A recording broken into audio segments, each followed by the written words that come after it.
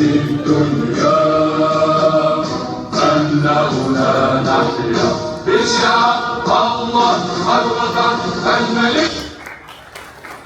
شهدت العاصمة الرباط اليوم لقاء هاماً ترأست فيه وزيرة الانتقال الرقمي وإصلاح الإدارة، خصص لتجديد عرض الأوفشورينج المغربي، خطوة استراتيجية تبرز تطور هذا القطاع الحيوي على الصعيد الوطني.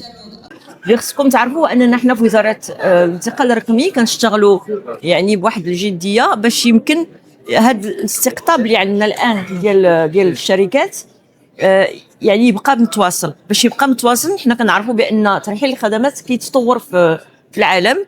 مثلا ما غيبقاوش بزاف ديال لي كول سنتر، ولكن غادي يوليو ترحيل الخدمات اكثر مركز على التكنولوجيات الناشئه، مثلا الذكاء الاصطناعي، البيانات الضخمه، الكلاود، الحوسبه الى اخره، السحابيات. ولذلك احنا كنواكبوا هذه التغيرات هذه بواحد المجموعه ديال التكوينات. غادي تشوفوا كنخلقوا معاهد الجزري باش نكونوا شباب، كنخلقوا مثلا كاين واحد المجموعه ديال كنكونوا الشباب الصغار، كنكونوا الكبار، جميع الشرائح والفئات ديال المجتمع.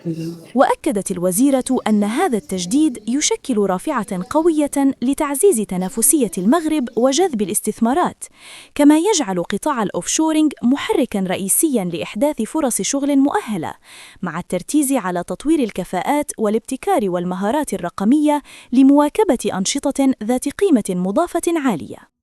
ويأتي هذا في إطار استراتيجية المغرب الرقمي 2030، حيث بلغ عدد مناصب الشغل في القطاع 148,500 منصب مع نهاية 2024، فيما تجاوزت صادرات الخدمات 26 مليار درهم، في مؤشر على نمو الاقتصاد الرقمي الوطني وتعزيز موقع المغرب في سلاسل القيمة العالمية.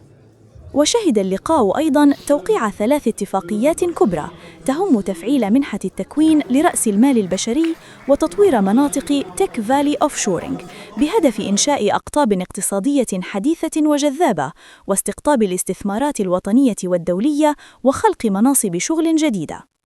قطاع الأوفشورينج المغربي يدخل اليوم مرحلة جديدة من التطوير والتنافسية، مع تعزيز الابتكار والكفاءات، ليؤكد أن المغرب وجهة رقمية رائدة على المستوى الدولي.